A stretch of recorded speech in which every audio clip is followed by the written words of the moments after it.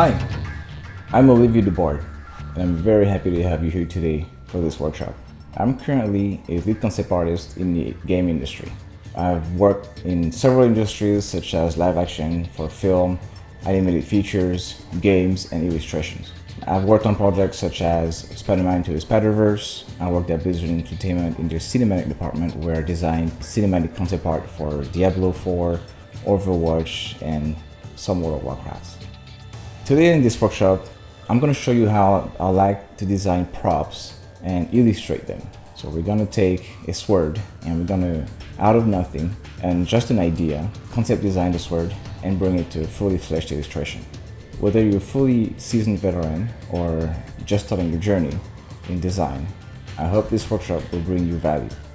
Thank you for watching.